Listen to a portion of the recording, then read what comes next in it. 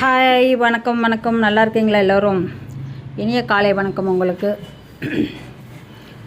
நல்லா இருக்கீங்களா? நான் நல்லா இருக்கிறேன். ஏதோ ஓரளவுக்கு ஓடிக்கிட்டு இருக்குதுங்க வண்டி.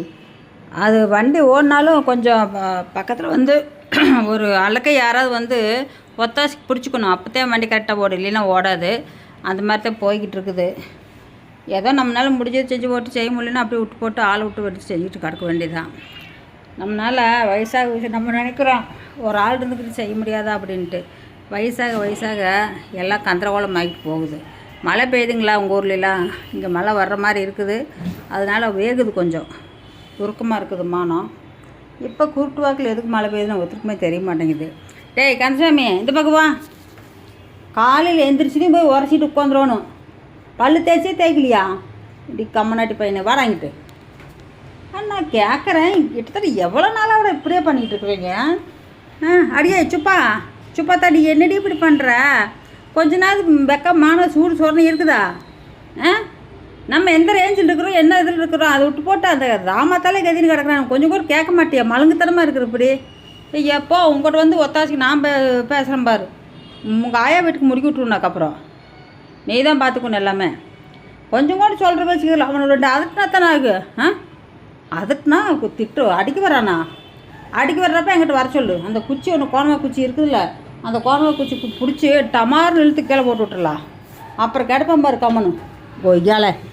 ஏண்டா டேய், என்ன பார்த்தாலும் இந்த வேலை தானா? நான் இதில் வைக்க அடித்து இதில் கீழே தள்ளி விட என்ன அட்டூழியம் பண்ணுதுங்க. இதில் பண்ணலாமே முதல்ல இப்படியா? கஞ்சம் கந்தசாமி பண்ணுற வேலை தாங்க இத்தனையும். இல்லைன்னா எந்த பிரச்சனையும் இல்லாமல் நல்லா ஓடிக்கிட்டு இருந்துச்சு. காலுங்க கம்முன்னு இருக்க மாட்டேங்குது. ஐயோ, என்னத்தை தான் பண்ணிட்டு நான்? சொல்லுங்கள், நீங்களே சொல்லுங்களேன். நான் என்ன பண்ணிட்டு? என்னமோ போயிட்டு போகுது பாவம். நம்மகிட்ட வந்து இருக்கிறாங்களே, ஏதோ ஒன்று செஞ்சால் போதும். செஞ்சால் இங்கேயே உட்காந்துக்கிறீங்க. வேறு வேலையெல்லாம் இருக்காதா உங்களுக்கு? நான் தெரியாமல் கேட்குறேன். ஏன்டா நம்ம வீடாக இருந்தாலுமே வேலை எருமாடு கட்டணும், பிடிக்கணும், அதெல்லாம் பார்க்குறது இல்லையா? டேய், பிள்ளைகளை கண்காணிச்சு நல்ல முறையாக பத்திரமா வளர்த்துனா தானே இன்றைக்கெலாம் பிள்ளைய பெருசாகி கம்மிட்டு இருக்க போகுது. இல்லைன்னா 4 வருஷம் 3 வயசுலேயே புட்டுட்டு போயிடுற ஆளை கொண்டு போயிடுறானுங்கடா. அப்படி ஆமாம், பையனாக இருந்தேன்னா பிள்ளையாக இருந்தேன்னா எல்லாம் கடத்தி கொண்டு போயிடுறானுங்க. பார்த்து சூதானமாக இருங்க. ஆமாம், இந்த கிளவி சொல்ல வந்துருச்சு அப்படிங்கிறேன் கந்தசாமி.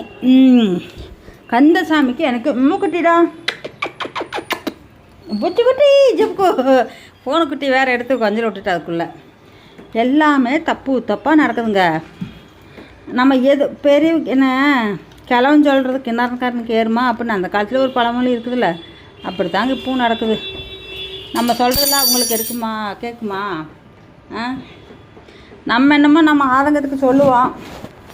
இப்படி இருந்தால் நமக்கு சில கஷ்டப்பட்டுருப்போம்ல.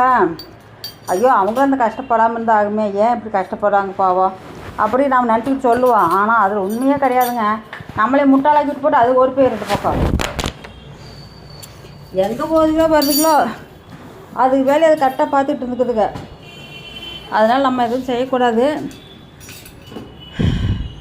நம்ம வேலையை தான் நம்ம பார்த்துக்கிட்டு செய்யணும்னு இருக்கணும். அந்த இதுக்கு வந்துக்கணும். யாருக்கிட்டும் வம்புக்கு போக வேண்டாம், வழக்கும் போக வேண்டாம், எதுக்கும் போக வேண்டாம். ஏய் கழுவி, நீ கோலம் போட வந்தால் கோல கதையை பற்றித்தே பேசுகிறேன். நீ என்ன இல்லாதெல்லாம் பேசிக்கிட்டு இருக்கிற? சரி, அதெல்லாம் போது. உங்களுக்கு இந்த கோலம் பிடிச்சிருந்ததுன்னா சப்ஸ்கிரைப் பண்ணிக்கோங்க, லைக் பண்ணுங்கள், கமெண்ட் பண்ணுங்கள். எனக்கு கொஞ்சம் இம்ப்ரூவ் கொடுங்க. நன்றி, வணக்கம், பாய்.